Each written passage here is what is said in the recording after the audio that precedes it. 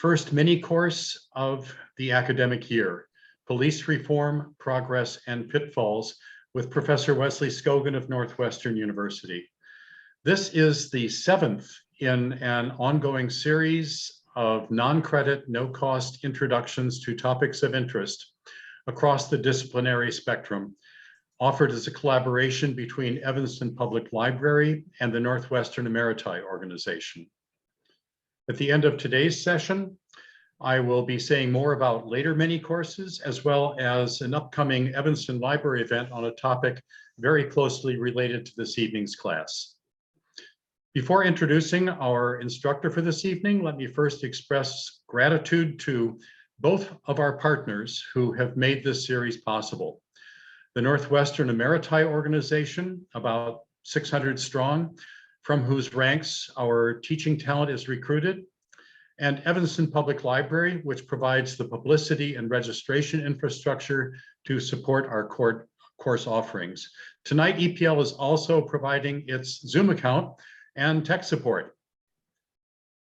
Our instructor this evening, Professor Emeritus Wesley Skogan, is a member of Northwestern's Department of Political Science and the Institute for Policy Research. His research focuses on the interface between the public and the legal system in community organizing, crime prevention, and policing. In February 2015, Professor Skogan testified before President Obama's Task Force on Policing for the 21st Century on the topic of community policing. His other research includes neighborhood and community responses to crime, fear of crime, and the impact of crime on neighborhood life. Earlier research focused on criminal victimization and the evaluation of service programs for victims. There was a reading assignment for this evening's class, a report on police reform that appeared in the Washington Post over this past summer. We recommend it highly as an introduction to the topics we will be dealing with this evening, or if you haven't gotten to it yet, as an aid afterward for considering what Professor Skogan will be presenting. If for any reason you did not receive this by email, please drop me a note at jgarrett@cityofevanston.org or call the library at 847-448-8630. This evening's class will be 90 minutes long. During the lecture segment, everyone will be muted, so please put any questions or comments you have in the chat box. This also applies for the discussion, the Q&A, after Professor Skogan's presentation. Professor Skogan will get to as many of the questions and comments as he can during the last half hour or so of class. Make sure that you send your comment or question to everyone, not just to him, so that it is picked up by the chat log. And as a feature of this mini course program, what we do not get to during the 90-minute class session will go into our chat log. Professor Skogan will see this and add his answers or commentary, and we will then send out the annotated chat log to everyone registered for this event. Also, during the program, could you please stop your video? This saves bandwidth and avoids possible transmission delays. So that's it. Let's get started. Thank you, everyone, for coming. I want to turn things over now to Professor Skogan for this evening's class. Jeff, thank you very much for organizing this joint effort between Northwestern and the library. I think you've put together a really exciting program. Now, tonight's topic is a hot topic tonight because we're having elections all around the country, and hardly one of them has avoided speaking to the issues of crime and policing. But unfortunately, I've been in this business a long time, and the truth is that crime and policing are always somewhere in the first, second, or third page of the newspaper, every day. So it's pretty much a staple. It's very much on people's minds. My thoughts on what I'm going to talk about today is informed by my own research, which I've done in a number of cities, ranging from Birmingham, Alabama, to New Orleans, to Newark, to San Francisco, to Baltimore, and often in Chicago. But I'm also going to draw on the research of lots of other people that are working on the issue of police reform and how well it works. To tell you what I'm interested in, I have really three three touchstones here. First of all, I want community safety because I'm a guy who takes crime seriously. I studied victims for a long time and the programs that were being introduced to try to make them whole again. Second of all, I'm really interested in what I'm going to call respectful policing, and you'll see what that means a little later on. And thirdly, I'm a taxpayer. So I'd like to spend as little money as possible on policing and crime because there's lots of other important things going on that taxpayers need to support as well. So safety, respectful policing, and being economical with our purse strings are my two big goals. Wait, I'm not going down here now. Why am I not? I'm not getting from one page to the next. Whoop, we'll do it this way. I'm going to focus tonight on two issues. First, I'm going to talk about the impediments to reform. And then throughout, I'll be talking about how well they work or not. Because what I'm going to describe to you is lots of things have been proven to work, and other things are probably not very good ideas, which hasn't kept them from being widely discussed. I've chosen not to dwell on the problems of policing tonight. My supposition is that everybody who's sitting at 7 o'clock at night being engaged with this topic has a pretty good idea of what's been in the headlines and has a pretty good idea of what it is, the problems that have been generating demands for reform. So I'm going to focus really on the reforms, things that work or may not work, and things we could try. Finally, I'm going to try to emphasize some reforms that you probably haven't heard of. They're certainly not on the front pages. In fact, most reforms are not on the front pages. Most of what you read in the media focuses on the problems, but reforms somehow seem to be much too complicated. A final point I want to make is that toward the end of the talk, I'm going to show some clippings from body camera footage of actual incidents with police and citizens out in the field. I'll warn you again, but when I get there, because of the content, some of you may find what's on the screen disturbing. So I'm going to suggest that if that's the case, put your fingers in your ears because it'll be noisy as well as a visual. What are the major impediments to reform? Well, first of all, it can be expensive. Everything about policing is expensive. Training is expensive. Supervision is expensive. Anything that involves people is expensive. For example, the budget for the Chicago Police Department next year is $1.8 billion. Like most places, about 93% of the budget is wages. Police department budgets mostly just pay people. So whenever you talk about doing something, you talk about people doing something, and those people have to be paid. So policing is expensive. It's largely paid for locally by local taxes. Police get very little state money, they get very little federal money. They're paid instead by local taxes that are imposed by local politicians. And local politicians know policing already takes up a large fraction of the budget, making it difficult for them to do other things as well. I'm going to talk about technology tonight, and technology is also expensive. And one reason I think it's expensive is because much of it doesn't actually work very well. I'm going to talk about body-worn cameras, for example, something which many of you will have heard about. I'm going to tell you it's expensive. The research on how well it works are what the British would call a dog's breakfast. That is, it's a total mess. If you use your own checkbook, you probably wouldn't buy a body-worn camera. So I'm going to take expensive as a serious concern.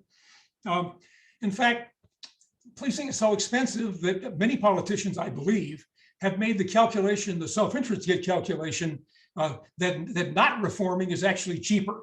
It's cheaper economically, and for them, it's cheaper politically, because you have to pay an incredible political cost to take on the police department. So, and the political cost we could also see as an expense.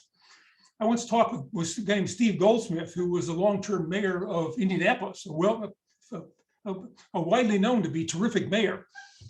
He had a terrific city government in every aspect except his police department, which was terrible. And I said to him, Steve, why was your police department terrible? And he told me that when he started his first term in office, his calculation was he could fix all the rest of city government, or he could take on his police department. And he chose to fix all the rest of city government. That was simply his political calculus at what he could succeed at. And that brings us to the second reason why reform is difficult, is because it's very politically fraught. Police and their friends are very politically influential. Police and their friends are well represented in local city councils and in state legislatures. And they can easily cast reforms as putting the community at risk, sort of, criminals running wild. Things like no cash bail, de-incarceration, the presumed decriminalization of shoplifting, letting prisoners out to escape the COVID. All these things are seen as putting the community at tremendous political risk, letting criminals run wild. Therefore, right now, the national surge in gun violence adds a particular difficulty to talking about police reform.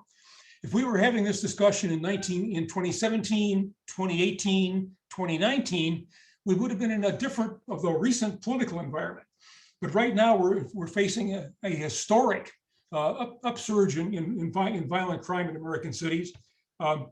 If you look at surveys, almost all the time, almost everybody thinks crime is up everywhere, and that reforms are simply untried social experiments that we can't focus on in a time of risk.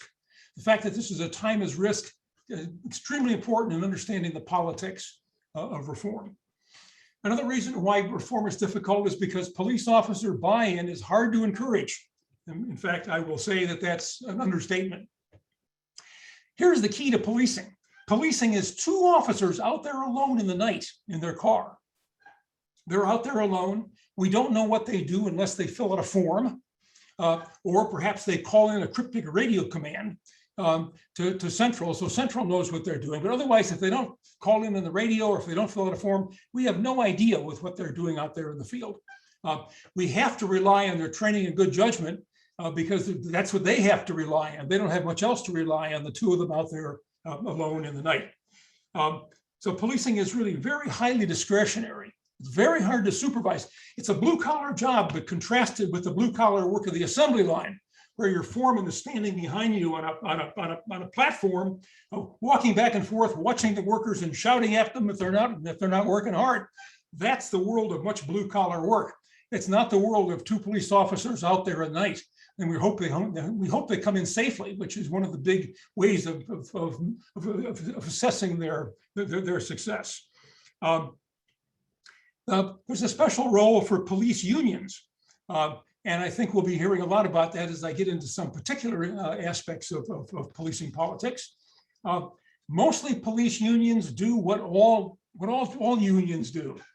They focus on pay, benefits, working conditions, and limiting the arbitrary power of their bosses. They want to have the right to a hearing and a right to having their case heard rather than bosses acting in an arbitrary fashion. This is what all unions have done for all unionized American workers. And by the end of the 1950s, I'd say that if you take those rounds, pay, benefits, working conditions, and the arbitrary authority of bosses, American policing was terrible. It was terrible in all those dimensions. Badly paid, bad benefits, bad working conditions, and terrible bosses. Very ill-led, very politically penetrated.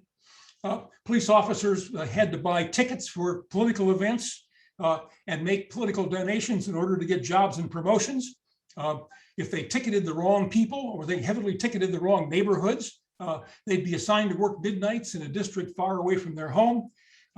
They had no civil service protections from arbitrary hiring. They had no right to appeal personnel decisions. We have strong police unions because police had terrible problems leading up into the 1950s. And the unions were one of the solutions to the really terrible working conditions that they found themselves in. And like all unions, they've gotten themselves deeply involved in politics.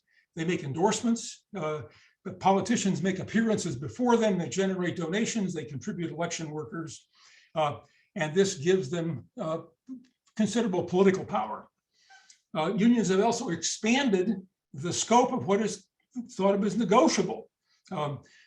They've gone from wages and working conditions and freedom from arbitrary decisions by bosses to how internal decisions will be conducted, how disciplinary records are handled and how quickly they must be expunged, how internal investigations are conducted. They can mandate the destruction of disciplinary records. You can do lawsuits against them, but if they lose, the city will actually pay what they're judged. The city indemnifies officers from civil suits. so they're protected from it. In the end, the city always pays.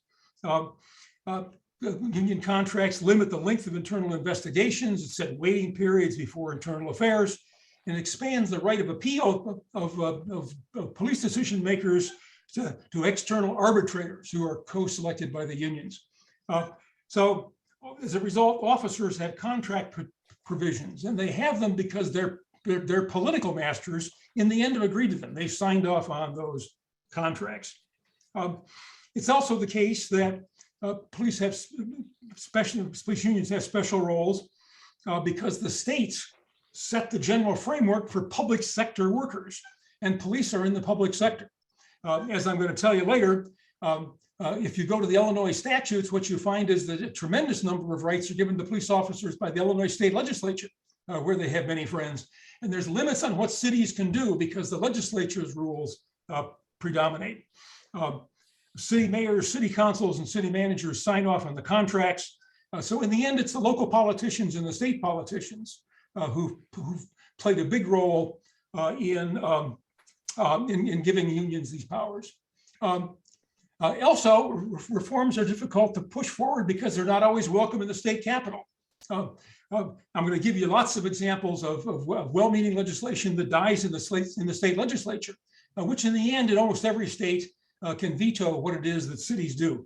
There's very little limited city independence when it comes to public sector workers and to policing policies.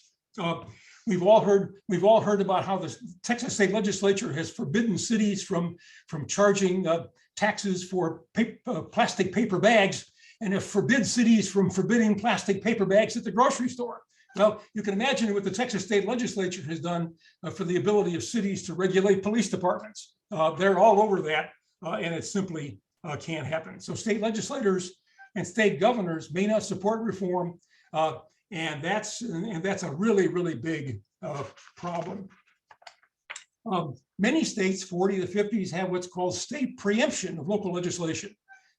So if the city council passes an ordinance calling for a reform, if the city council is demanding certain changes to the next union labor agreement between the city and their police union, the state legislature, with a click of legislation, can simply override that. So what happens at the state capitals plays a big role in determining what it is that cities can do. And there are city limits when it comes to policing reform.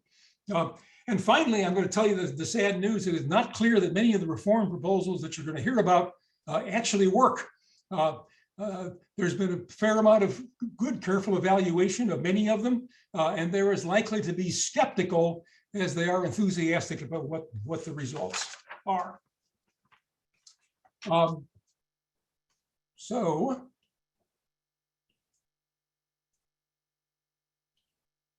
let's go to one of these examples here of proposed reforms. And I'll go with body-worn cameras, which you're going to see some footage of in a minute. Now, body-worn cameras were intended to promote accountability and to reduce unwanted police activity because, well, they'd be on camera. And maybe they wouldn't do it because they're on camera. One problem is we have contradictory expectations. Some people said, well, are there going to be more complaints because of body cameras or fewer complaints because of body cameras? Will having body cameras cause police to do less things we don't want? Or will they encourage citizens to report more often because now they believe that their story will be believed? Will body cameras allow police to continue to do good aggressive policing that their managers want them to do? Or will it lead to the effective depolicing as police step back from being more aggressive, perhaps because what they don't know what they're going to do is going to be on camera? There's lots of difficult administrative issues that are involved. When you turn the camera on, when you turn the camera off, that makes all the difference in the world. And finally, body-worn cameras are expensive. Let me go back. There's also very mixed evaluation findings. There's been 125 findings, studies of body cameras that are really pretty good quality. And what we found is, first of all, the implementation depends on effective leadership and management. If you don't effectively lead and manage using these body cameras, they don't do you any good. We know that from surveys that officers grow to like them. They get to be comfortable with them. They feel that their side of the story is being more effectively told than otherwise it might be when things are recorded on the camera. We know that there's no clear effect on citizen behavior. Citizens are just as likely to misbehave as before. And there seems to be no particular impact on many police behaviors. Complaints go down when police officers are wearing body cameras, but we're not sure. Is it because there are fewer bad behaviors, or are there fewer complaints, or why? But complaints do go down. Also, use of force goes down by measures. Civil suits go down, and discretionary proactive policing is not affected by body cameras. So that's really all good news. The bad news is it's really expensive. Buying cameras, training people to use them, storing them, maintaining them, staffing the body camera system, retrieving and going through the tapes. The best estimate by a leading police reform group is that body cameras cost American cities about $2,000 a year apiece. Okay, so you take a Chicago police district with 200 officers. You're probably going to have to buy, for the 200 officers, you're probably going to have to buy about 400 cameras because some of them are out of duty and they've got to be shifted, and there's overlap in the shifts. So you have 400 cameras, and it's $2,000 a camera a year. Do the math, and you can see how very quickly they mount up. It's the storage and retrieval is a very important part of the expense of body-worn cameras, and a lot of places simply can't afford it. It's thought that there might be cost saving because there would be fewer civil suits, but that's really hard to tell. The evidence on fewer civil suits is really hard to tell. And those numbers are very substantial. I mean, if you could reduce civil suits, that would be a good reason for investing in body cameras. The city of Chicago, at a maximum, for example, has paid out about $100 million a year in civil suits for officer misconduct.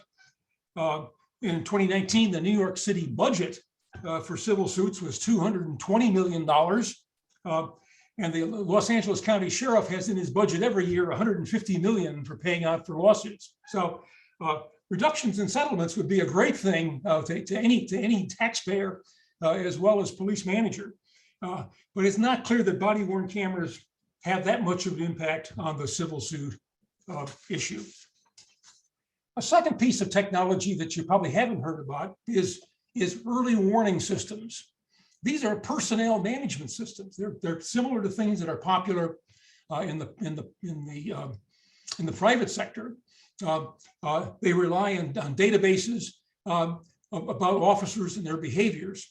And the goal of early warning systems is to understand and forecast disciplinary problems, to predict when they're going to happen, to forecast, and so that the departments can be proactive in intervening when they understand what problems are and what seems to be leading to them, rather than sitting back and waiting for bad stuff to happen and then very expensively responding to that. Another reason for interest in early warning systems is because it creates a space for non-punishment interventions.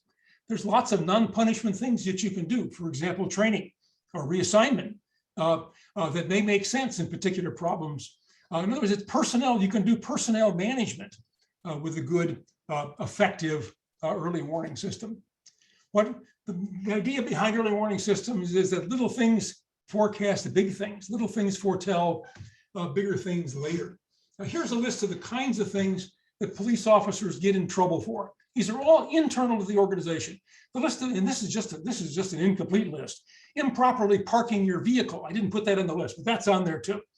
Being late for work and a bad haircut, insubordination, failure to appear in court, indebtedness. Police officers can't be indebted.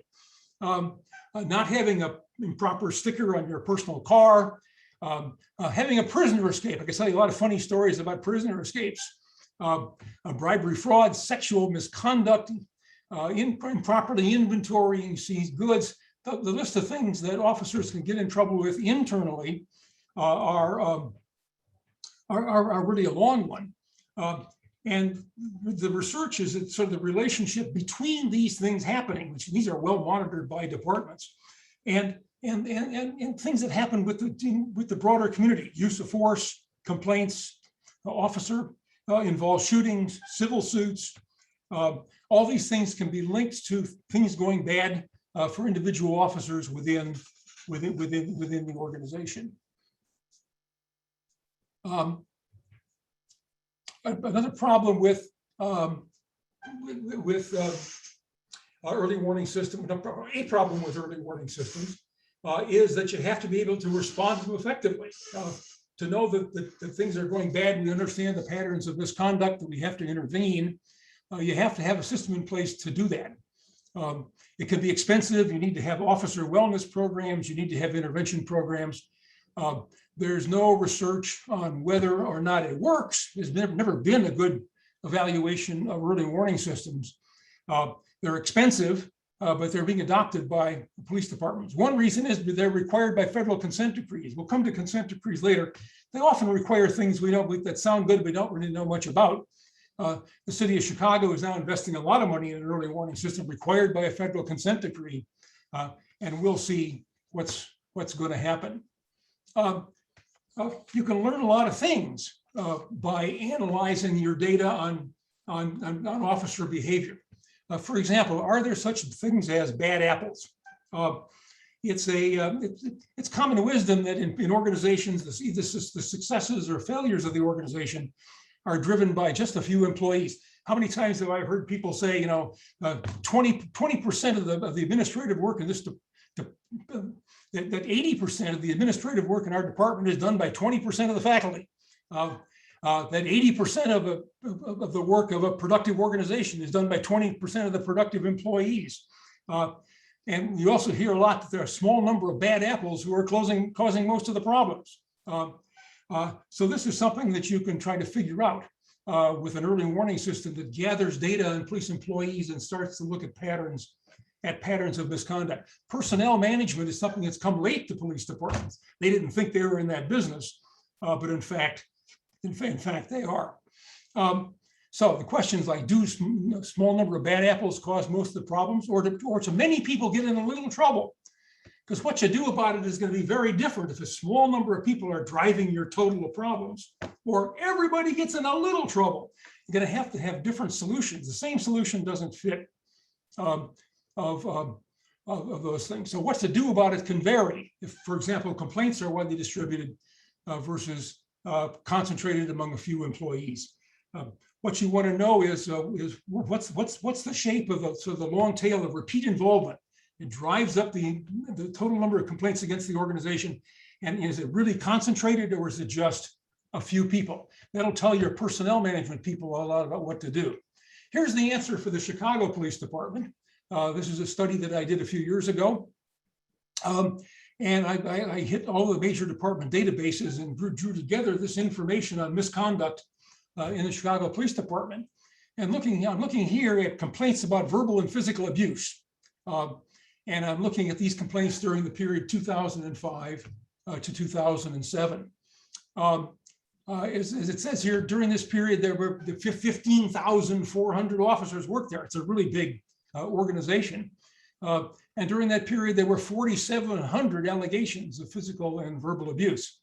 So I took and massaged the data saying, are there bad apples? How big is the bad apple problem in the police department? Is it a broad, widespread problem, or is it a narrow focus problem? Because that has a lot to do with what you're going to do as an organization. And the answer is, I took a 3-year time period. I said, what happens in a 3-year period with allegations of verbal and physical abuse? The answer is, for 80% of officers, nothing happened. 80% of them got into no trouble whatsoever during that 3-year time slice. If we start to look down at the officers who did get a complaint about those things during that three-year period, that was they're displayed across the bottom.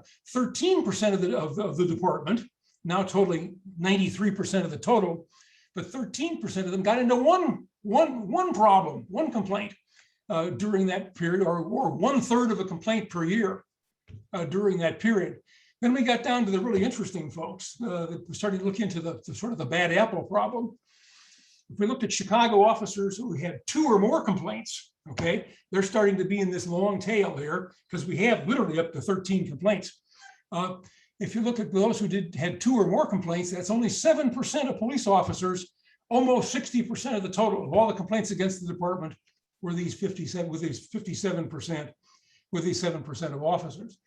If we look at 3 or more, which means 1 complaint a year, okay, 3% of officers, 31% of the complaints. So down here, somewhere between 2 and 3, are this long tail of bad apples in the organization, the ones you'd like to try to focus your personnel management resources are to figure out what their problems are. I'm going to tell you, when you take a look at the predictors of getting into this problem, a lot of it involves troubles at home, troubles with the family, troubles with alcohol. There's the police officers are human beings, and their personal problems get acted out in the police organization, and you can track the patterns of complaints really responding to the personal situations in which they find themselves. In other words, they're like every other worker in the American labor force. A second kind of interesting question, because I got your attention: how long does it take to get in trouble? So I took the class of 2001, and I traced every one of the officers who were in the class of 2001. I traced them forward till they got to their first complaint. And here's what it takes. What happens with as they come out of the training academy, that's toward the bottom, they start to accumulate complaints. And as the months go by, they continue to accumulate complaints. By the time you get to 80 months of service, you're up to 64% of all the males in the department that had a complaint against them. Females, on the other hand, after 80 months, only 37% have a complaint against them. And that is leveled off. We call this, it's asymptotic. So it's leveled off. It looks like after 80 months, really not much is happening with female officers. The male officers are starting to still continue to accumulate complaints, but at a slower rate. So one question, if you're a personnel manager, which is what police departments often need but don't often have, is how is it that we can intervene in these early months when the takeoff happens? Because if we can delay the slope of the curve early, not to climb nearly as high over the career. The other policy recommendation is to hire females for police departments. Would an all-woman force be more effective? Well, I'm not going to speak to that data. But the issues remain. You have to have systems in place to respond. You can't punish people for something they haven't done yet. So the prediction has to do with figuring out intervention and trying to plan your personnel interventions. But you can't punish people until they break the serious rules. That's why having an early warning system that's triggered by stuff that falls below the punishment level and calls really more for human personnel interventions is really valuable, because you can have non-punishment alternatives that's going to bring your complaints down. You can assign people to additional training. You can assign them to counseling and mentoring. There's in modern police departments, there's all kinds of human resources support now being built into the organization. And you can recognize that their problems are also often beginning at home. And you can try to work on that as well. It's still expensive. There's no off-the-shelf technology here, so every department has to develop their own. Typical cost would be about $2 million to get a system like this up and running. One reason that they're not often introduced successfully is they're in departments with a strong labor contract. They're subject to bargaining, to collective bargaining, and police officers' unions will be either very skeptical or totally opposed to early warning systems. So it takes a lot of effort for departments to get them online. The requirement in federal consent decrees has helped push them more quickly in that direction.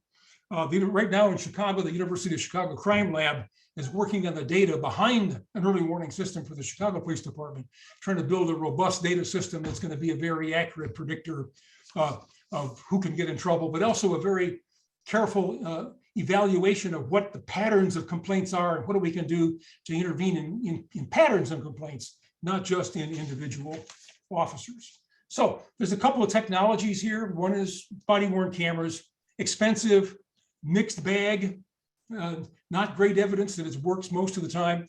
And early warning systems, no evaluations showing that it's worked. A lot of personnel common sense that it will, because it works in other organizations. Both are expensive and both are frequently recommended, despite a lot of gaps in what we know about how they should work and what they can do.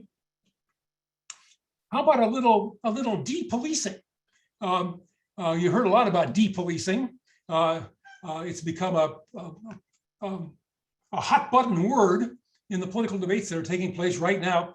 Right now, as we sit here, they're voting in they're still. What time is it? Yes, they're still voting in Minneapolis. They're voting to change the city charter. They're voting on a new mayor and they're voting on a new city council, all in one very consequential election, which is being watched around the country.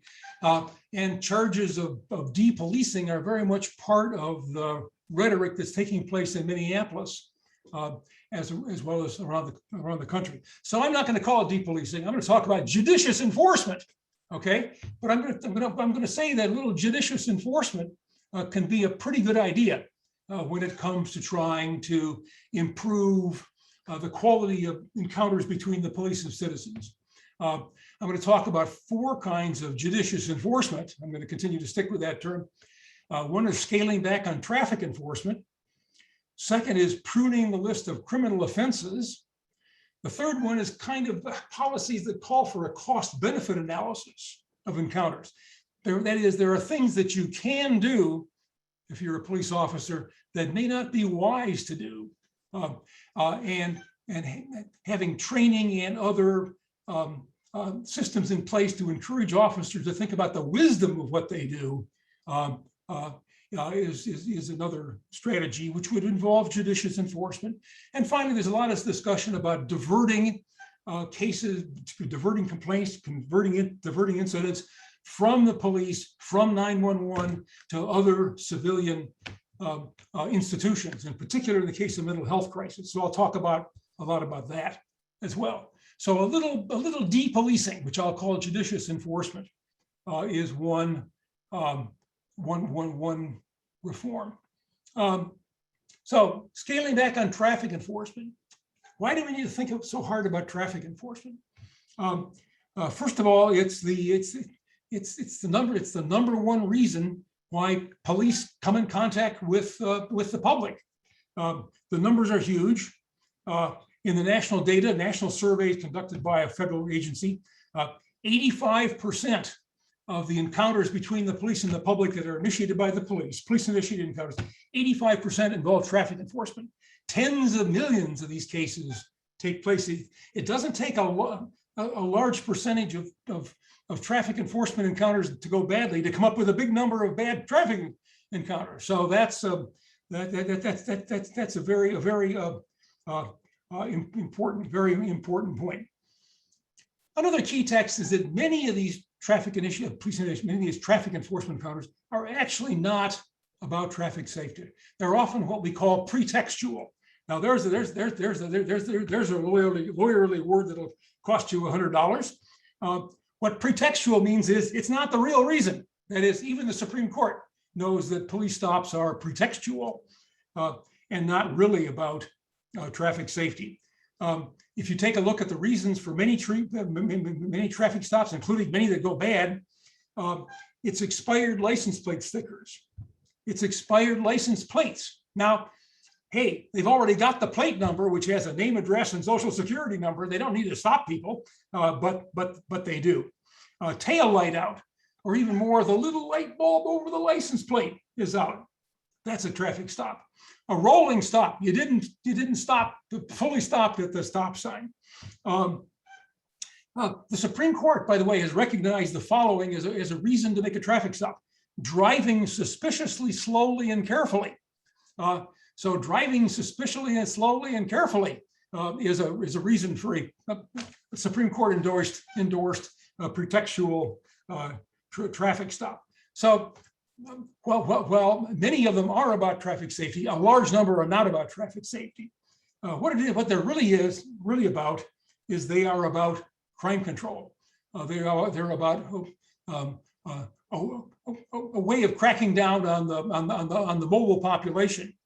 And the other thing that they may be about, this will be a second little discussion, is about what I'm going to euphemistically call revenue enhancement. And that is the anything between many hundreds of thousands of dollars to many tens of millions of dollars that municipalities make from traffic enforcement. So the numbers are huge. They're often not about traffic safety. They're often about crime control and revenue enhancement, and they can very easily go bad. And I'll talk about going bad as well. Here, when we talk about crime control, this is traffic stops in the city of Chicago since 2010. And what you see is in the nice days before 2015, before 2016, that they were making traffic stops. Almost everybody who was stopped got a ticket. A few lucky few got a verbal warning. That's the dotted line. The tickets are the blue line. 2/3 to 3/4 of the stops were for ticketing, and those who got a verbal warning were probably okay. That's okay. Then came the historic crime spike in Chicago in 2016, and Chicago's #1 response to the crime spike was to ratchet up traffic stops. And you can see what happened to traffic stops in Chicago starting in 2016. They went through the ceilings. Tickets didn't change. They were still making the same number of tickets for rolling stops and speeding and all the other sort of unlawful things that people do. What skyrocketed was verbal warnings. In other words, they would stop, ask you what you were up to, ask for your name, look at your driver's license, case you on. They might run you through the wants and warrants system through their car radio or their in-car computer to check and see if you're wanted for some reason and let you go. So it was these kinds of crime control stops are really what was driving up the stop total. And I'm going to have you notice the left-hand column. We're talking about in 1 year, 600,000 traffic stops in the city of Chicago by the Chicago police. That is, my friends, a very large number. And it doesn't take a very large percentage of 600,000 stops going wrong can lead to big trouble. What you see in 2020 is the impact of the COVID, when many forms of police discretionary contact with the public dropped very precipitously, and in particular, the verbal warning stopped.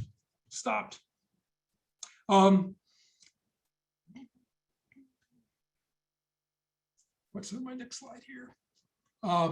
So they're often, as I said, they're often used for crime control. In Chicago, that was a response to the 2016 homicide spike.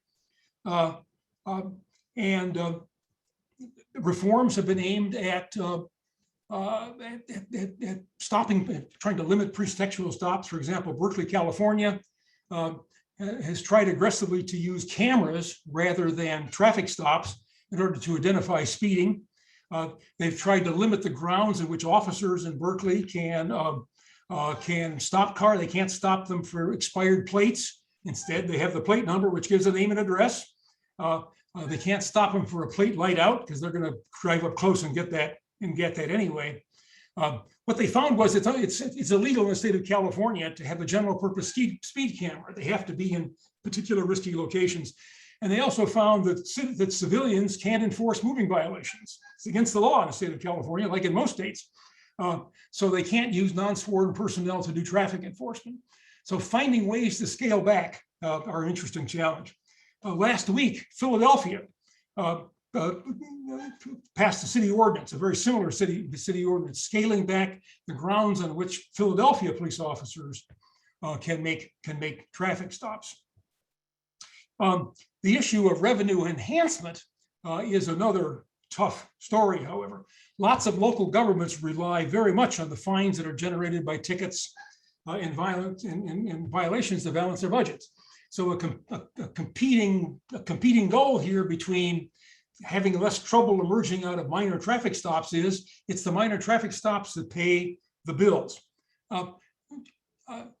Traffic stops and other associated traffic enforcement is a huge revenue generator, for example, for the city of Chicago. They issue 150,000 speeding tickets a month just using speed cameras. If you go 6 miles an hour over the speed limit, the speed camera automatically gives you a ticket.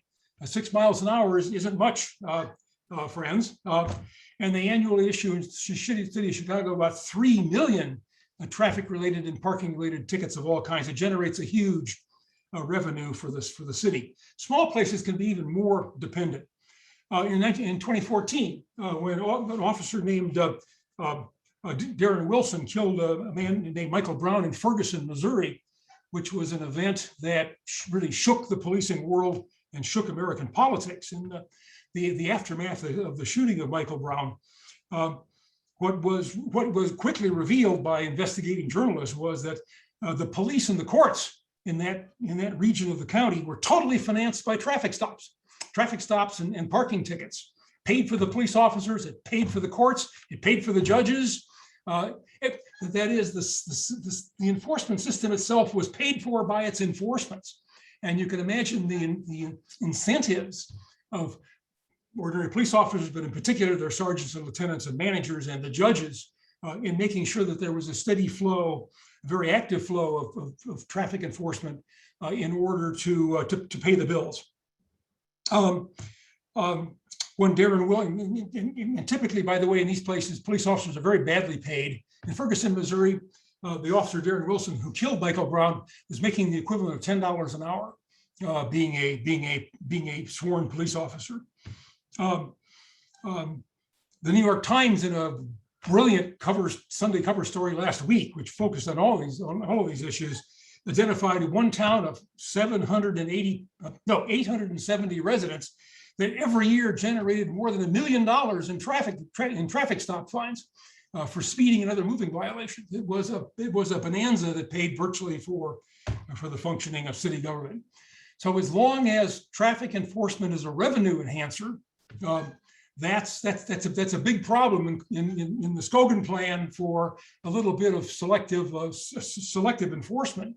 And as long as it's taken as an effective crime prevention tool, which I'm also skeptical of, it will also, that's another reason why my sort of, let's have a little depolicing as a way of reducing the risk that comes from encounters over relatively minor matters that often can be settled otherwise.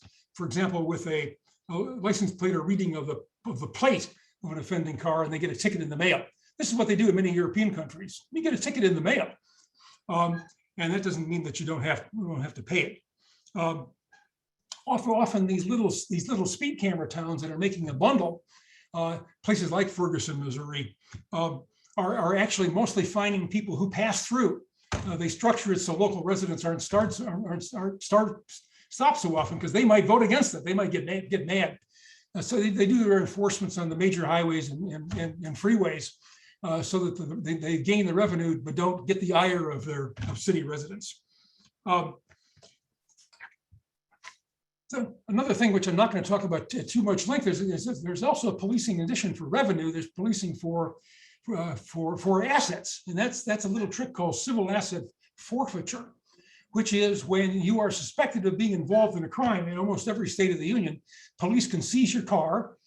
They can seize any money that they find in their car because it's suspicious. They can seize it as well as seizing any unlawful contraband, and they can just keep it. They can just hold it. In Philadelphia, the whole system was engineered so that you could never get it back.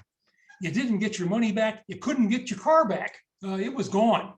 Even if you were not charged, much less not found not guilty, you were punished in Philadelphia by police traffic stops by losing your car and losing your money. Only last year did the Philadelphia City Council decide this was too smelly. Because it was, again, hugely profitable for the city of Philadelphia. All their police Department undercover cars and cars that managers drive around, all were cars they'd seized, and they just gave them to city agencies to use, and they saved a lot of money. So policing for assets is another thing that helps drive up these kinds of traffic enforcement cases. In Illinois, until 2017, exactly the same thing was happening. Local agencies could keep the money that they seized in civil asset forfeiture, even if you were no longer found guilty of anything. The money was gone. And there were effective blocks that kept you from ever getting it back. The problem is that, as I said, the traffic stops often go bad.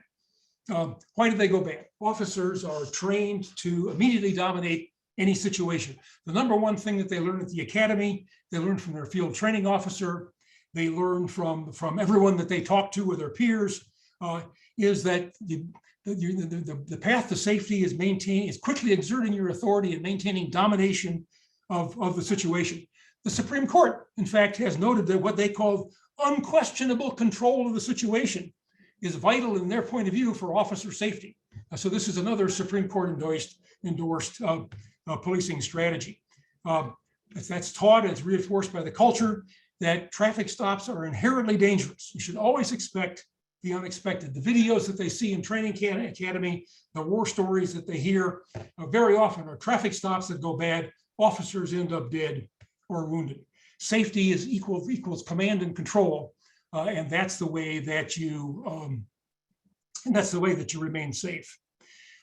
In that really remarkable series last Sunday, the New York Times reported on a study that they did, taking body-worn cameras for traffic stops that had gone bad, and what they called rewinding them. That is, they watched them from the beginning. And what they found was, if you took them from the beginning, traffic stops that went bad in a lot of ways. It wasn't just the outcome that was bad. What they found was lots of bad police practice. Officers were standing in the front of the car and issuing commands. Well, you don't do that. They would reach in and try to grab people or grab control of the steering wheel or grab their hand before they could reach for the glove box, trying to take control while leaning in. Well, that's always going to make a mess. They found officers were frequently firing at cars that were fleeing, that were taking off from a traffic stop. The officer would stop them, they go to the car would take off and try to escape. It was for a minor traffic stop. It was for an expired license plate. Officers pulled out their weapons and proceeded to blast away at the escaping car, despite the fact that that's not covered by the fleeing felon rule. So what they found was, in actual practice, a tremendous amount of bad practice that was associated with the traffic stops that went bad, which was a very big number. Another part of my little plan for judicious enforcement is to prune the list of criminal offenses. One example of this, for example, for the city of Chicago is drug offenses.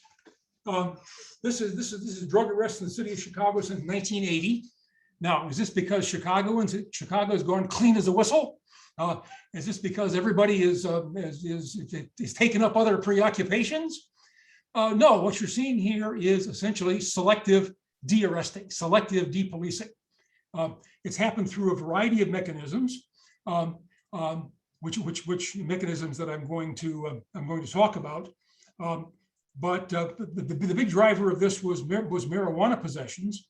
In Chicago in 2004, there were 60,000 drug arrests overall, the vast majority of which were marijuana possessions. And by 2020, the total had dropped to 7,000, and almost none of those were marijuana possessions. So a simple policy change in terms of what it was that they were going to arrest people for had a tremendous impact on the total arresting that was going on in the city, the total number of encounters between the police and the public that go wrong, the total number of people who were getting criminal records and being threatened with incarceration just simply disappeared as a result of this, really a policy change for drug arrests. Another example would be some other things that are going on here. Here's again arrests since 1980. Seemingly prostitution has disappeared in the city of Chicago. Seemingly Kids under 18, kids under 21 are trying to buy booze in the city of Chicago. No, that doesn't seem to be happening. And gambling, it's hung on a little later, but now gambling has, boy, Chicago has really become a clean town. No, all of it has to do with selective enforcement. All of it has to do with a little depolicing, made for a whole variety of policy reasons, made because it was thought to be a bad idea, made because social norms had changed about some of these behaviors, but also made because there's competition in all these domains. In particular, gambling now faces casinos everywhere, sports book online gambling, and casinos. There's a lot of competition for the entertainment dollar when it comes to gambling, but they've also simply stopped enforcing any of the minor street gambling that they do come across. Liquor law violations have dropped off as arrests because it's been decriminalized and moved into a whole other category, which is administrative notices of violation, or ANOs. Now, instead of getting a ticket, if you break a liquor law, you get it. If you break a liquor law, instead of getting arrested, you get a ticket, and the ticket has an enforced court appearance, and you're going to pay a fine. But it's an administrative fine. It's not a civil. It's a civil case. It's not a criminal case. It's not a criminal record. You can get a ticket for all kinds of unlawful activity with marijuana, for example, smoking it in a terribly public place, being obviously a casual smoker, but having too big of a weight. For these things, you're going to get a ticket, not an arrest. So it's disappeared from arrest because we've chosen alternatives to the criminal justice system. We've chosen a regulatory thing with a civilian civil law court issuing fines as an alternative. So arrests go down because we make policy decisions about moving things out of the criminal law. It's not just because we stop and we simply ignore it.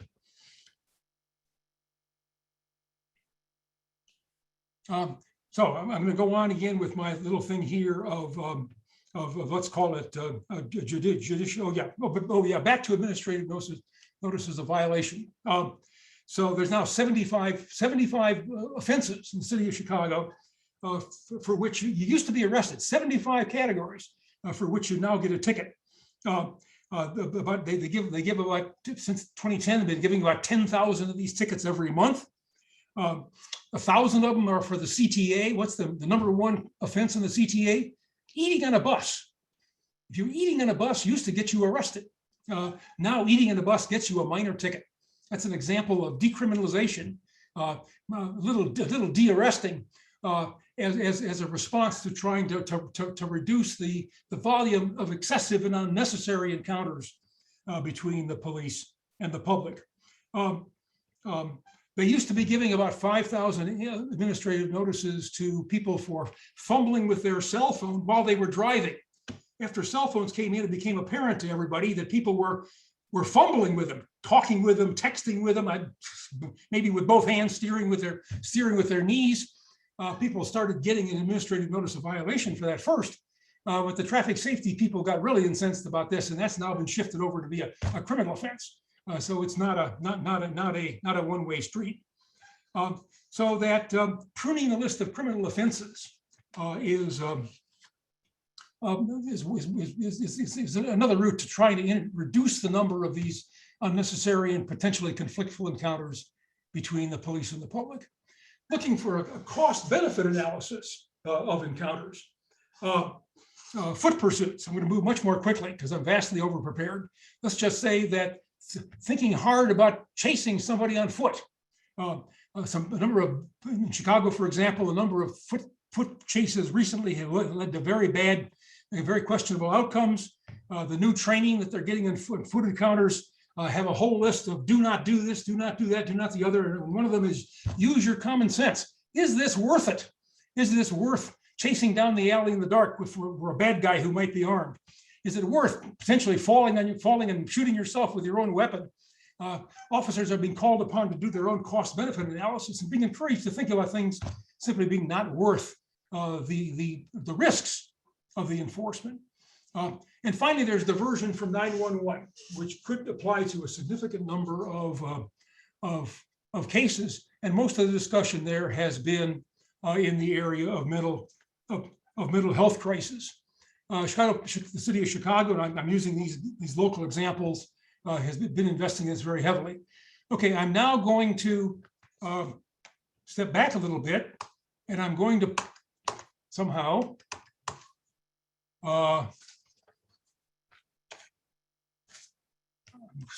I'm going to do what it takes to get out of this. Click mode. escape. There we There we go. go. And I'm going to warn you that this is a trigger warning. I'm going to show you a mental health crisis case. The woman involved is a threat to herself. Keep that in mind. It's a threat to herself, and we're going to see how the police responded in this one town.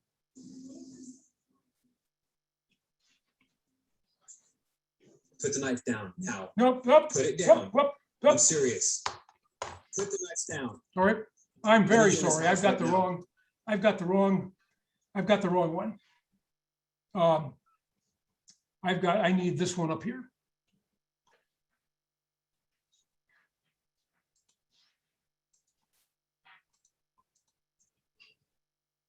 Yeah, here we go. This is the one I need.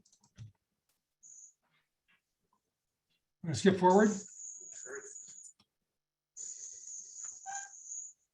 So a warning. Come out. All right, come out. Come out. Miss Mons, come out. Drop the knife. Drop the knife. Drop the knife. Get back here. She's going back in. She's got the knife. We're out back. Get your taser. Get taser out. Drop the knife. Drop the knife. Shoot me, bitch. I hope you do. Nobody wants to shoot you, Melanie. Drop it. 10-12, you can move units to the residence. She's out back. Hold the knife to her throat. Shoot me. Nobody wants to shoot you, Melanie. Shoot me. Drop the knife. Drop the knife. Drop the knife. 10-12, call the RP back inside the house and make sure they're secure in the bedroom and stay away.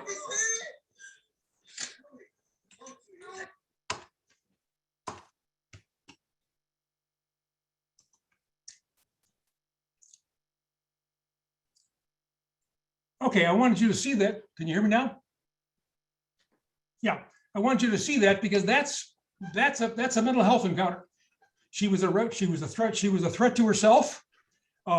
You saw how the police officers responded. Maybe that's not the best response. In fact, I'm going to tell you it's not the best response. But so a lot of trying to figure out what to do with a little depolicing here is to do the diversion from 911.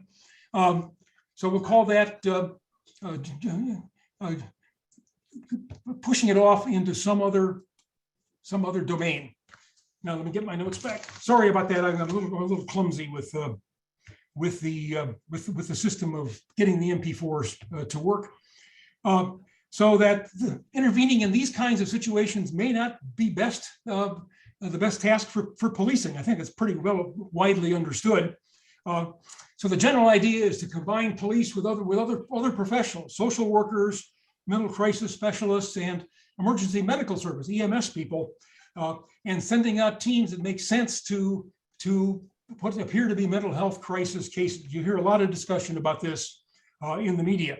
The city of Chicago is now piloting 2 different test approaches at the same time.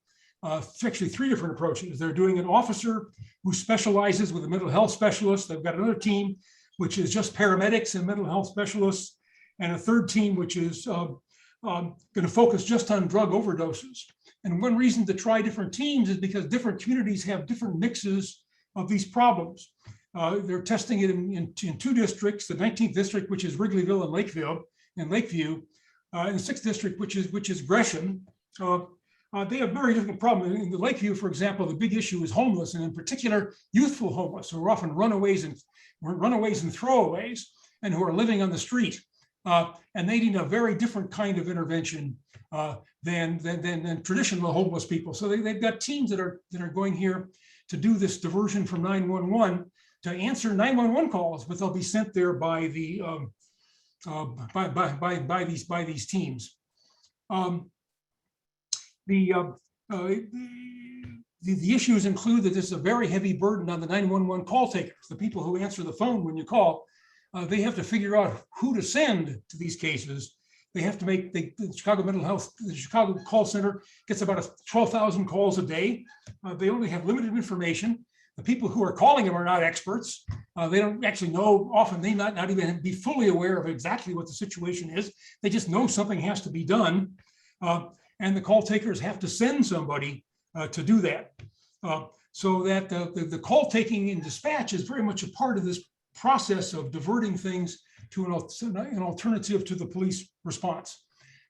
There's a lot of discussion of this. There are some tests that are taking places in various cities around the country. And I'm happy to say that Chicago is one of them, trying to do things that are quite different. People often have mental health crises have a very broad spectrum of problems, and you have to have places to take them. So not only do you have to have responding teams for mental health crisis, you also have to have mental health centers that are open at night, which they didn't used to be. So now they're funding 2 in Chicago just so they'll be open overnight, so they have places to take people. Another big issue that around which reform generates is the use of force. Now I'm going to go back to my main guy here. Now, there's no such thing as policing without the use of force. The goal in policing is what we call economy in the use of force. That is, officers use the force that's required and no other. There's a sense in which there is a kind of a hierarchy of force, and you train officers to move up that hierarchy to the appropriate position and no further, using the level of force that's required for the situation. Controlling use of force begins with the law, of which there's plenty, and agency policy, of which there's plenty. In both cases, there's more than police officers can actually know, which is one of the problems.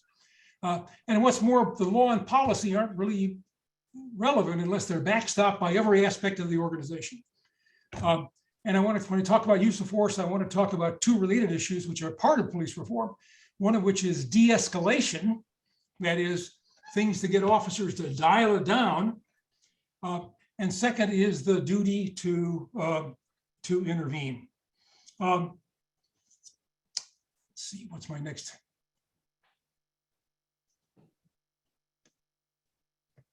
Right. Let's see. These are some of the dimensions of misconduct. Well, here I want to go back. I want to show you an example of the use of force. So again, this is going to be rougher than the last one. So if you think you're not ready for it, hang on. This is real world body camera, not TV. It's a training video, so you can see on the left-hand side. Down now. Put it down. I'm serious. Put the knives down. I need you in this house right now. Put the knives. I will shoot you. Put the knife down. Put it down. Put it down. Put it down.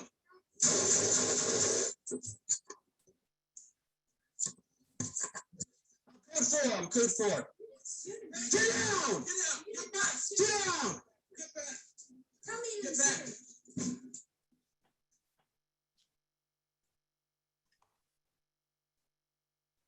Okay. So that's really what we're talking about. We're talking about the use of force. Here's a list of the kinds of misconduct that the independent investigating body of the Chicago Police Department looks into, and it's very typical of police departments around the country. And use of force is just one of them, but use of force encompasses a very wide range of stuff. There's verbal and there's verbal abuse. It's often bias-based, as people are being slurred for their gender and race. There's coercion through threats without actually physical contact. There's death or serious bodily contact. There's excessive force. There's firearm discharge. They may miss, but that's no excuse. You don't get points for bad marksmanship. A taser discharge that results in death or serious injury. There's a lot of things that fall in the use of force category that are investigated by police departments. And again, the idea is that you want to minimize the use of force. There are certainly one of the obvious problems in the use of force, and one reason it's generated so much political and public concern is the disparities in the use of force. This is stop and frisk reports in the city of Chicago. These are people who are stopped. In this case, every one of them was doing nothing. That is, they were stopped, they were questioned, perhaps they were searched, their name was run through the system, and they walked away. So all that happened was that they were stopped. And what we found is in 38% of the time, force was used against Black Chicagoans who were just stopped, 17% of whites and 33% of Hispanics. And we were frankly surprised at the level at which force was being used, even during these unwarranted stops, which didn't really lead to any particular outcome. So what you see here is a combination on this is a force hierarchy from shouting at them at the bottom, verbal threats, weapon threats, threat to use their weapon or display their weapon, or actual shoving and pushing. Hispanics got shoved and pushed a lot. African Americans got a lot of weapon threats, as well as lots of pushing and shoving. There were no weapon threats against any whites who were stopped. At most, the biggest category was 7% got some pushing and shoving, but there were no weapon threats. And relatively lots of shouting. So there were lots of disparities in where these cases ended up in the use of force hierarchy, even though, as I said, everybody here is in the same moral category. That is, they do nothing and they're going to walk away, and they're going to walk away free. One of the reforms that's involved in trying to achieve economy in the use of force is training officers in de-escalation. De-escalation training is now taking place all across the country. There have been only a few and not very good evaluations of its effectiveness, but again, it's often being required by federal consent decrees, and that has been helping to push it along. The whole idea behind de-escalation is for officers to slow down, okay? To create some space between them and the people that they are encountering, and to use communication, to talk, to try to defuse the situation. What we saw in our little knife incident was that the communication was shouting. The communication was command and control. The communication was taking control of the situation. If they didn't obey you, the response was to shout louder, because if you shout louder, maybe they will obey you. Which any police officer out of the threat of the moment will agree is actually probably not the idea. The primary response in a situation like that is going to be training and supervision to try to get officers to go through the de-escalation formula to try to instinctively react to these situations in ways that will defuse them by identifying the situation, what are their courses of action, to step back. I'm going to tell you, telling officers who've been trained in toughness, who've been literally trained in physical combat, who have an expectation of manly and tough activity, to tell them to step back, don't take them up on that opportunity for a punch out. Step back, defuse the situation, literally retreat a little bit. Retreating is not well received in policing circles, which is why it's a really tough supervision and training situation. But finding ways to de-escalate situations like we saw with the knife are very much part of the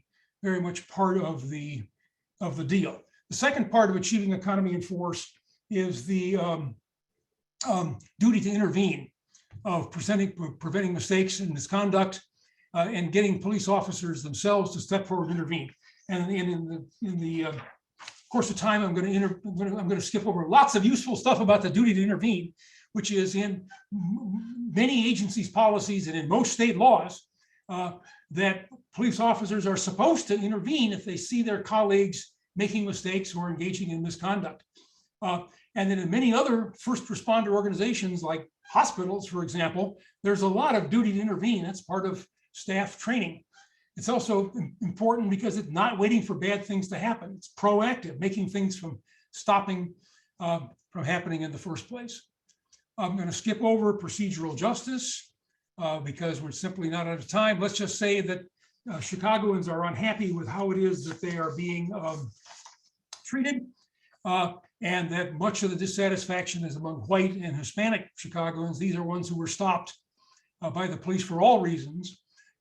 And you can see how well they rated the treatment that they got by the police in terms of fairness, police paying attention to what they said and making decisions based on the facts.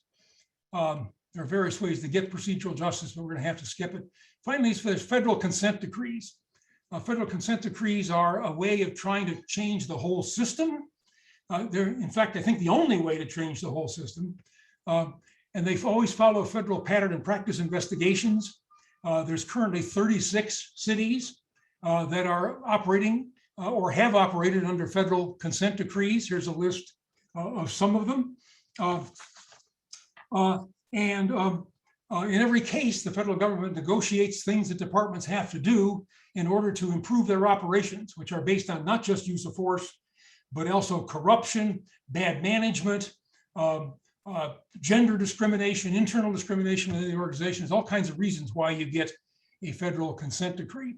This is the Chicago consent decree. It's a pretty exhausting one. You can see all the things that they've got to fix.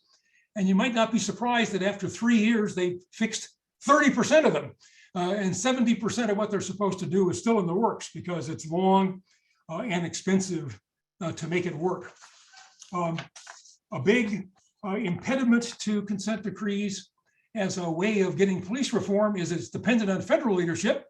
I've named one attorney general up there who didn't do any consent decrees. Okay, you might not be surprised.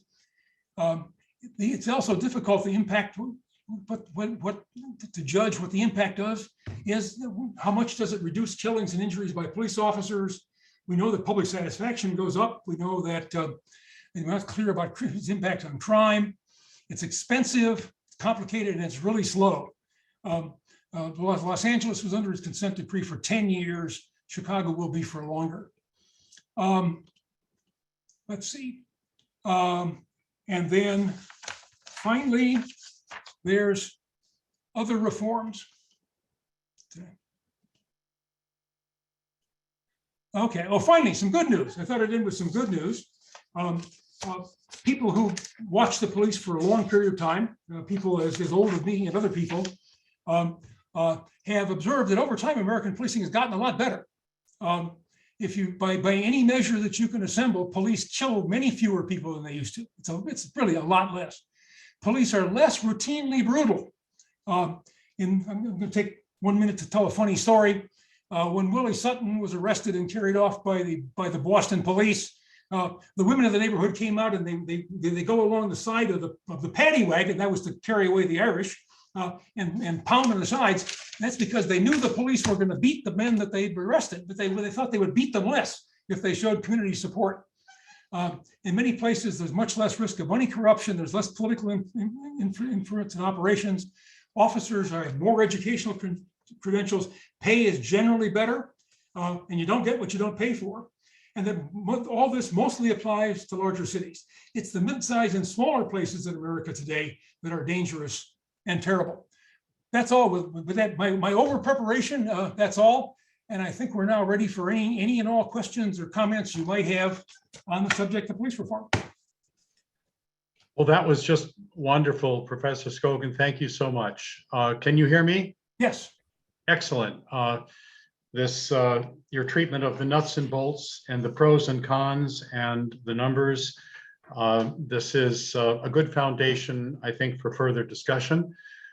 We have quite a few questions in the chat, and they're good questions. We'll get to as many as we can in the next 15 minutes, and the rest we will deal with afterwards and comments and answers will be distributed to everyone registered. The first question comes from Shahab. Are there examples of police departments that are doing a good job, of perhaps a model job? And what mechanisms are they using? In other words, are there best practices out there? Yeah, I'll just briefly talk about two departments. One was Cincinnati, which was because of enlightened political leadership in Cincinnati. The city council and the mayor got behind police reform in a big way. They conducted serious negotiations with the police union and all the other big political actors. They immediately were involved from the beginning, leaders in the Cincinnati police community. Their big focus under the consent decree was community policing. That was seen as the solution to their problem. And they have a program that works. It was a big success. Another big success is Los Angeles. And the reason it was a big success is because Los Angeles went and hired the former chief of New York, William Bratton. And he moved to Los Angeles and became chief of police to oversee the implementation of a very thoroughgoing reform effort. It's expensive. The Los Angeles Police Department claims that it cost them $200 million to come into compliance with the requirements of their agreed upon deal with the Justice Department.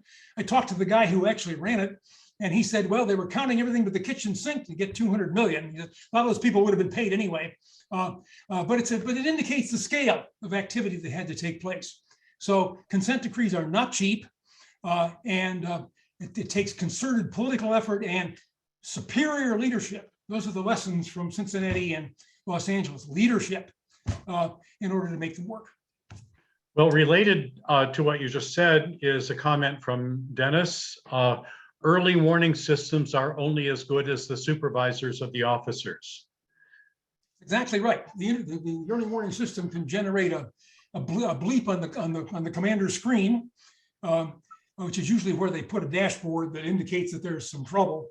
But the intervention is going to be done by a sergeant. Sergeants have to be trained in how to do that. Sergeants, when I've given talks to the Sergeants Union in Chicago, I always start with the observation that they're the most important people in the organization. And that they like that, first of all. And second of all, it's true. It's the sergeants in any police organization that link all the higher uppers who think about things and actual operations on the ground. Sergeants are like the transmission in your car. It takes the engine and applies it to the wheels. So the sergeants are the most important people. And that's included in police reform, as well as every other aspect of decent police operations. Here's a question about the number of abuse allegations, the data. Yes. Did you look at how many complaints per interaction with the public there were? If you sit in your car and do not do anything, you won't get any complaints against you, but you're also not doing your job.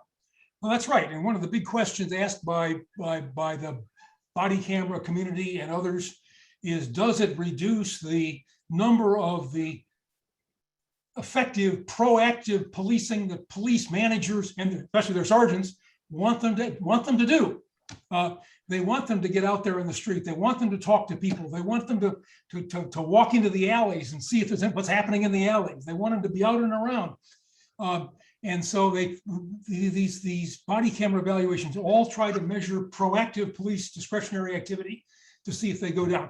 And the best evidence is that it does not go down, that police quickly become accustomed to the camera and they do those ordinary routines that we want them to do.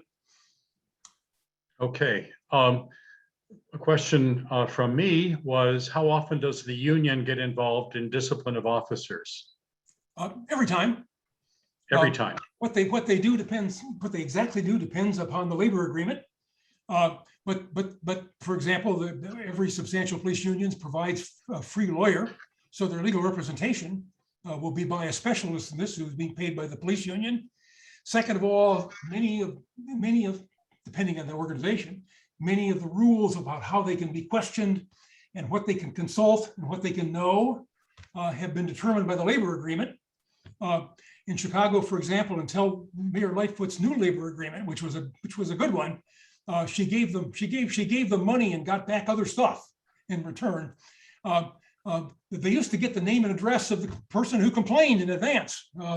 That was not thought by many in the community to think a good idea, and that disappeared. So depends on the details, but the union is very heavily involved both in the rules and in the actual operation of the discipline system. Another question regarding the complaints that we talked about a moment ago. Were the complaints found to have a valid basis, or were they simply people who made a complaint? In other words, was there any attempt to validate the complaint, or was it just the fact of the complaint being registered?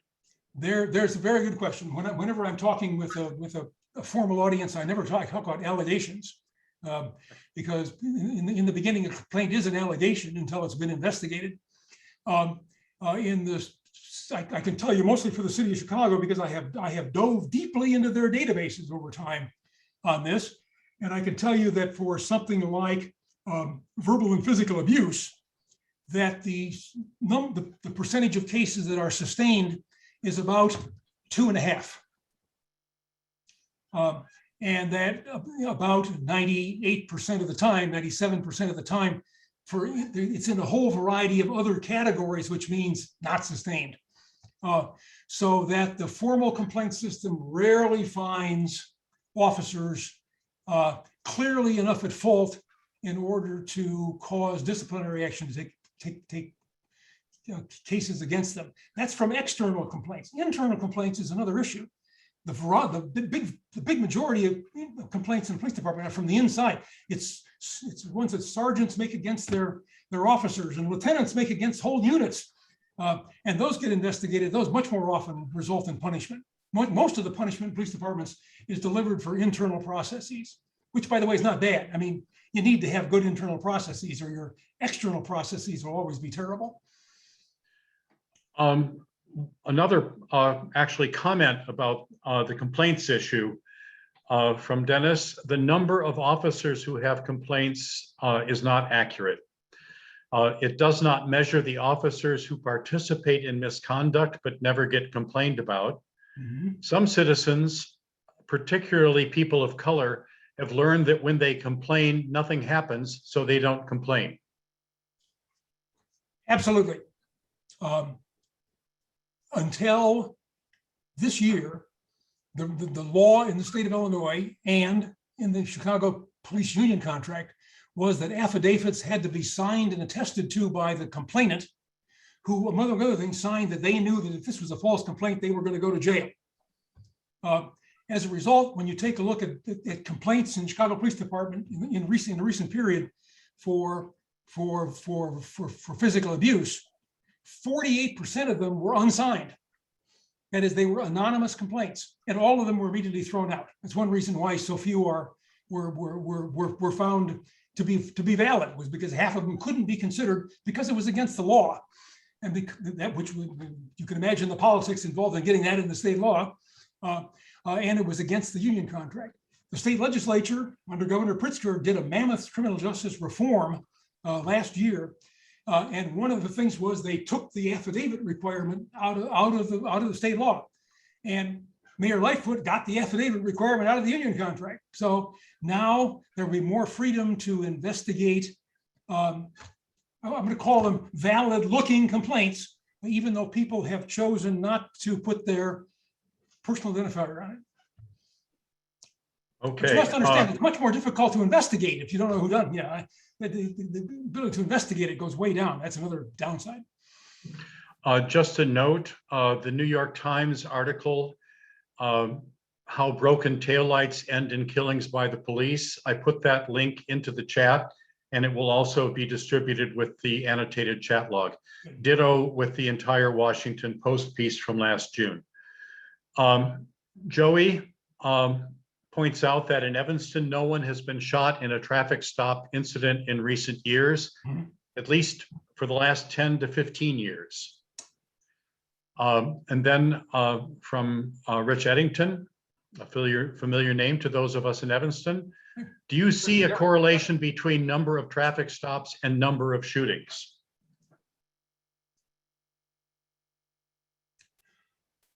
I think that could be very dependent on the jurisdiction and on the geography, on traffic stops in high crime areas versus traffic stops. It's going to be very dependent on a lot of things. I don't think there's a one-to-one correlation between the two.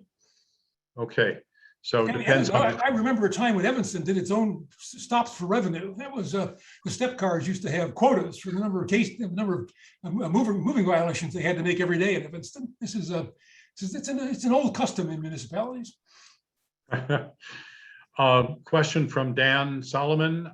Did the murder rate go down as a result of traffic stops? The pretextual ones, I assume. Yes. I cannot say. I have never seen a good study of the impact of traffic stops on crime. It undoubtedly does. Right? If you stop a lot of people, some things will not happen as a result. My own work has been on another proactive police activity, which is stop and frisk, which is on foot. And the impact of stop and frisk on shootings and killings in Chicago is it reduced them by 8.5%. Wow. It's a discussable number. There's other things you can do that also reduce it for 8.5%, but it's not zero, and we are talking about people dying and being shot. Another question from Shahab. You listed a number of areas where there's been a kind of decriminalization that's taken place. Mm-hmm. Can you suggest other areas that could benefit from decriminalization? Well, let's see. Well, of course, the drug thing has been an enormous shift over time, with localities outrunning the federal government by a country mile, as is usual when it comes to grassroots reform. We've had effective decriminalization and lots of other things that I showed you on my chart. Sitting here, I'm not coming up with other really high volume things that were decriminalization. But again, for example, the administrative notices of violation in Chicago, in recent years, they've been giving 10,000 a month. And many of these would have been previously an arrest. So let's say that would be 100,000 arrests a year for the city of Chicago. That's pretty substantial. But it's a list of 75 with all kinds of things on it. Eating on a bus, by the way, is always continues to be my favorite. Here's the last question we'll have time for this evening from Roger Boy. By the way, past president of NEO. After the 2020 election, President Biden supposedly said in a private meeting that the then widely used term defund the police cost the Democrats seats in Congress. In recent months, defund the police is seldom heard in public discourse.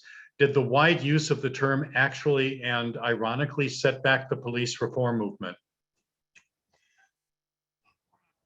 I'm not sure about it setting it back. It was never a good idea because it was never a realistic policy. Good policing is expensive. If you want cheap policing, okay, you get Ferguson, Missouri, right? $10 an hour. So you can, good policing is definitely expensive. But what you often find is, well, you see the evidence for the consent decrees, the police budget has to go way up in order to improve it. And there's also lots of community resistance to defunding. I didn't go on in my little Minneapolis tale, but one of the leading African-American personages in the city of Minneapolis, for example, right now tonight, had no truck with any of the reforms that they were talking about. He said, my people are dying every night. We need more police protection. So that in a period of catastrophic increases in weapon violence, the environment for calling for less police intervention and fewer police in a fundamental structural way is not popular in many communities, including those that are very much the victim of this kind of terrible crime. So I think we're going to have to wrap up now, but you will be hearing from us in the next while. I'm not sure how long it will take, days, maybe a couple of weeks, but we will be sending you, if you registered for tonight's mini course, a copy of the annotated chat log, also with a link to the recording of this evening's session that you can come back to and listen once again, as often as you'd like. I want to also draw your attention to an event coming up at Evanston Public Library. on November 10th at noon. That's a Wednesday. Malcolm Wright, who is the grandson of the acclaimed author Richard Wright, the author of Native Son, will be joining us at Evanston Public Library to discuss his novel, The Man Who Lived Underground. It's set in Chicago about a young man confronting racism and police brutality, which publishers at the time considered to be far too raw to print during his lifetime, in fact.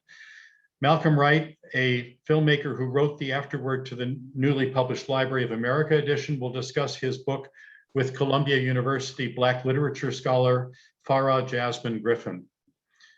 And I also want to draw your attention to the next two mini courses, the result of a partnership between the Northwestern Emeriti organization and Evanston Public Library. The first will be in January on a very different subject, French Impressionism. This will be offered by art historian Professor Emeritus Hollis Clayson. And then in May, Professor Emeritus Jerry Goldman of the Political Science Department at Northwestern will be teaching a mini course on today's US Supreme Court. So stay tuned.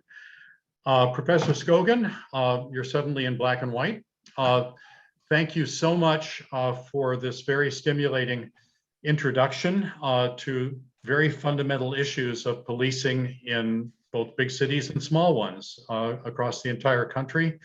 And thank you so much for sharing your time and your expertise with this audience. And with that, ladies and gentlemen, I bid you all a good night on behalf of Evanston Public Library. Looking forward to seeing you again in another event. Okay. Thank you.